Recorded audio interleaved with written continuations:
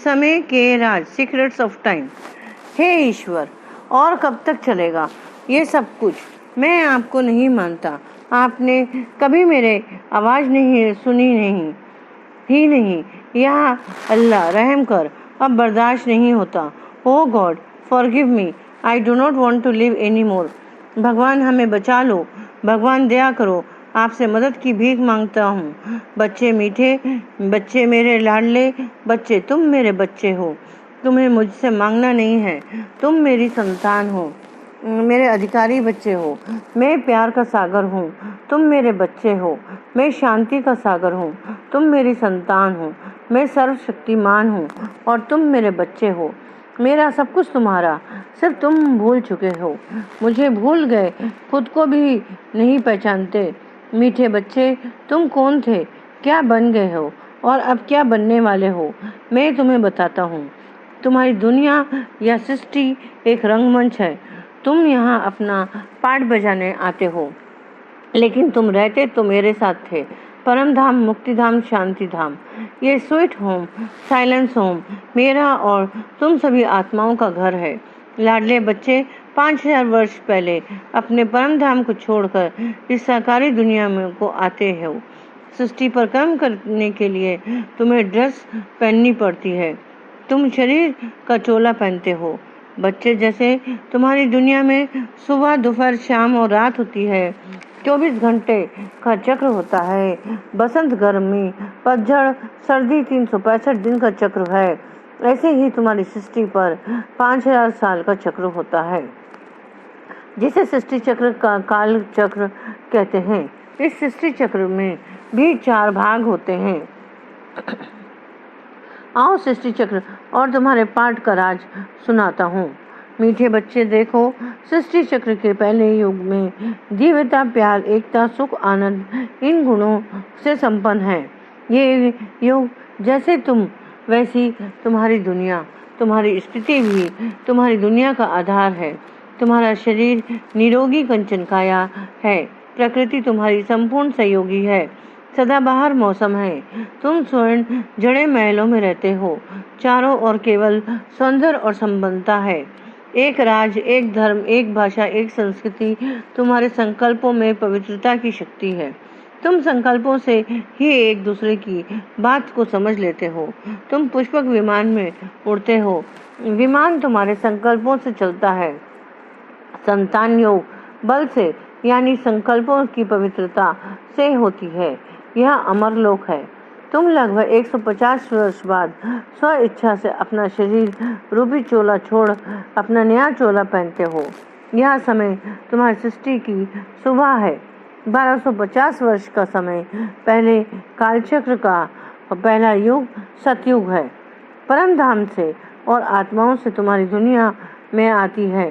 तुम्हारी तरह अपना पाठ बजाने धीरे धीरे तुम्हारी दुनिया में जनसंख्या बढ़ जाती है।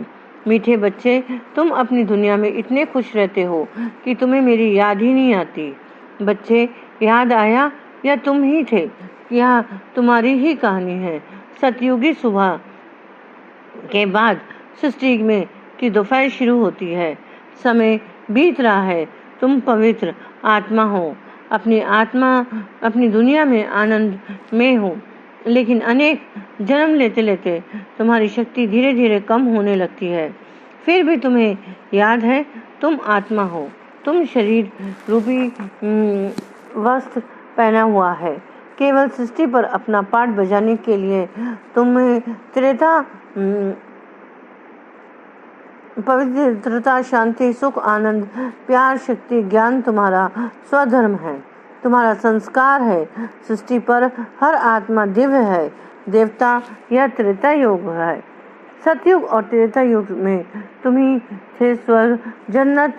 तुम आज भी इसी समय को याद करते हो, क्योंकि तुमने सृष्टि पर स्वर्ग का अनुभव किया है। त्रेता युग के अंत तक सृष्टि चक्र के 2500 वर्ष पूरे हो चुके हैं। इतने समय से कर्म करते हुए तुम्हारी शक्ति अर्थात आत्मा की शक्ति थोड़ी सी कम हो जाती है। बच्चे, अब तुम्हारी सृष्टि की शाम शुरू होती है, जिसे द्वापर युग कहते हैं। अब तक का समय कुछ एकता के सूत्र में था कि एक सत्य धर्म था, लेकिन द्वापर से द्वैत शुरू होता है। धर्म और अधर्म, सत्य और असत्य, सुख और दुख। तुम्हारे घर परमधाम से निरंतर आत्माएं, तुम्हारे भाई सृष्टि पर आते रहते हैं। सृष्टि की संख्या बढ़ती जाती है। तुम आत्मा खुद को भूलना शुरू करते हो। तुम अपने शरीर को ही अपनी पहचान समझने लगते हो। इसे देह अभिमान कहते हैं। बच्चे, तुम दूसरों के शरीर की तरफ आकर्षित होते हो। यह काम विकार की शुरुआत, संकल्पों की पवित्रता कम हो रही है। क्रोध, लोभ, मोह, अहंकार धीरे धीरे तुम्हारे संस्कार बनते जा रहे हैं। बच्चे, जैसे शरीर कमजोर होता है तो बीमारी आती है, इसी तरह आत्मा की कमजोरी शुरू होती है तो दुख चिंता का पहला अनुभव हो। मीठे बच्चे, अब तुम्हें मेरी याद आती है, अपने परमपिता की याद आती है। उनके स्नेह और छाया में तुम परमधाम में रहते थे। तुम्हें थोड़ा थोड़ा याद है कि मैं निराकार हूँ, ज्योति हूँ, शांति का सागर हूँ। तुम मुझे याद करने के लिए मेरे चिन्ह की स्थापना करते हो।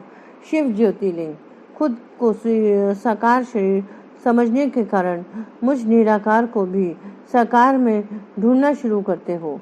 तुम्हें सत्युग की याद आती है। तुम अपने पूर्वजों की मूर्ति स्थापित करते हो। उन्हें मेरा स्वरूप समझ सुख और शांति के लिए उनकी आराधना करते हो। मीठे बच्चे, तुम भूल गए हो कि सतयुग में तुम ही दिव्य आत्मा थे। शरीर रूपी चोला बदलते बदलते तुम द्वापर युग में पहुंच गए हो। समझ आया बच्चे, तुम किसी पूजा करते हो। यह वह समय है परमधाम से श्रेष्ठ महान आत्माएं अपना पाठ बजाने के लिए सृष्टि पर आती हैं। ये पवित्र आत्माएं तुम्हें शांति और सुख का रास्ता दिखाने, तुम्हारी पहचान और मेरी याद दिलाने के लिए आती है। तुम बच्चे अनेक रूपों में मुझे ढूंढ रहे थे। भगवान एक है। ज्योति का संदेश तुम्हें दिया, ज्योति का साक्षात्कार हुआ और तुम्हें भगवान को निराकार स्वरूप को याद करना सिखाया। गौतम बुद्ध ने तुम्हें सद्भावना का मार्ग सिखाया। जीसस कृष्ण ने मेरी शिक्षा पर चलना सिखाया। महावीर ने आकर तुम्हें आत्माओं को याद दिलाया। शंकराचार्य आए और द्वैत से तुम्हें पुनः अद्वैत की तरफ जाने का मार्ग बताया। मीठे बच्चे, ये विशेष बच्चे परम धाम से आए थे तुम्हें मुझे जोड़ने के लिए, ये लेकिन तुम्हें उनसे ही जुड़ते गए। सत्यता, प्यार, तुम्हारा धर्म वह तुम्हें याद दिला रहे थे, लेकिन तुम अनेक धर्म बनाने लग गए। वह तुम्हारी एकता को बढ़ाने के लिए आए थे। भाषा के आधार पर एक दूसरे से दूर होने लगे। उनकी शिक्षाएं एक थी, लेकिन तुम शिक्षक से जुड़ने का काम अलग अलग आत्माओं ने जुड़ गए। तुम्हारी सृष्टि भी तुम्हारी तिथि के अनुसार परिवर्तन होती है जा रही है। बच्चे, याद आ रहा है तो यह तुम्हारी ही इतिहास है। द्वापर युग पूरा हुआ, अब तुम्हारी सृष्टि का चौथा युग शुरू हुआ, जिसे तुम का न्याय युग कहते हैं, कलयुग कहते हैं। 1250 वर्ष के इस युग में परम धाम की सभी आत्माएं सृष्टि पर आ जाएंगी और जनसंख्या बहुत बढ़ जाएगी। बच्चे, तुम शांत स्वरूप शक्तिशाली आत्मा हो, या तुम पूरी तरह से भूल चुके हो और अपने शरीर, नाम, धर्म, जाति, रिश्ते, औहदे, संपत्ति, इन सबको अपना अस्तित्व समझने लगे हो। तुम चीज़ों में खुशी, लोगों में प्यार, औहदे में शक्ति, जगहों में शांति ढूंढ रहे हो। जितना बाहर ढूंढते हो उतना खुद को खाली महसूस करते हो। काम, क्रोध, लोभ, मोह, अहंकार, ईर्ष्या, द्वेष, आलस अति हो जा रहा है। संत, महात्माएं, ऋषि मुनि की तपस्या और पवित्रता ने सृष्टि को इनका तुम्हें संभालने के लिए बहुत बड़ा योगदान है। गुरु नानक आए तुम्हें समझाया। एक ओंकार सतनाम कर्ता पूरक निर्भव निर्भय अकाल मूर्त साईं बाबा आए, क्या इशारा दिया। सबका मालिक एक। मीठे बच्चों, वो तुम्हें मुझसे जोड़ रहे थे, लेकिन तुम भटकते रहे। युद्ध, मानसिक और शारीरिक बीमारियां, अकाल मृत्यु, प्रकृति आपदाएं तुम्हारे जीवन को मुश्किल बना रही हैं। संकल्प शक्ति कमजोर हो चुकी है। अब तुम विज्ञान की शक्ति पर निर्भर हो चुके हो। मीठे बच्चे, तुम्हें और क्या बताऊं। तुमने अपनी स्थिति से अपनी सृष्टि को घोर कलयुग बना दिया है और खुद को अपनी रची हुई दुनिया से परेशान हो, इसलिए अब तुम मुझे पुकार रहे हो। तुम इस पाप की दुनिया से मुक्ति चाहते हो। तुम से कुछ बच्चे तो समझते ही नहीं हैं कि प्रलय हो जाएगी, मगर प्रलय नहीं, महापरिवर्तन का समय शुरू हो चुका है। लाडले बच्चे, तुम्हारे सृष्टि चक्र के लगभग 5000 वर्ष पूरे हो चुके हैं। तुम्हारी दुनिया अब और ऐसे नहीं चल सकती। घोर रात्रि के बाद सवेरा आना ही है। संसार परिवर्तन ना विज्ञान से हो सकता है, ना किसी और सत्ता से। संसार परिवर्तन केवल संस्कार परिवर्तन से ही होता है, क्योंकि तुम्हारी स्थिति से ही तुम्हारी सृष्टि बनती है। मेरा तुमसे वादा था कि अब तुम्हारी दुनिया में अति होएगी, स्वयं तुम्हारी सृष्टि में आऊंगा। मीठे बच्चे, अपने वादे के अनुसार मैं परमधाम छोड़ तुम्हारी दुनिया में आता हूँ। यहाँ सृष्टि चक्र का छोटा सा 5वां युग है, संगम युग, कल्याणकारी पुरुषोत्तम संगम युग। मीठे बच्चे, आओ, तुम्हें संगम युग दिखाता हूँ। धार्मिक पार्वती वाले एक दिन दादा बनारस में थे। कहे, उन्हें विचित्र अनुभव होता है कि उन्हें हिंसा, प्रकृति आपदाएं, बीमारी के दृश्य दिखाई देते हैं। बस करो प्रभु, अब और नहीं देखा जाता।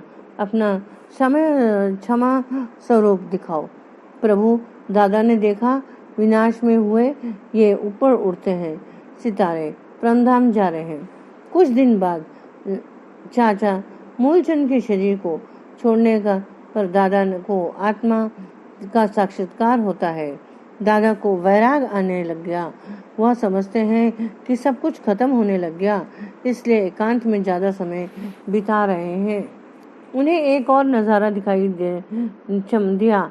चमकता हुआ सितारे नीचे आकर सुंदर दिव्य रूप ले रहे हैं। ये दृश्य देख खुशी से दादा के नैन गीले हो गए जाते हैं।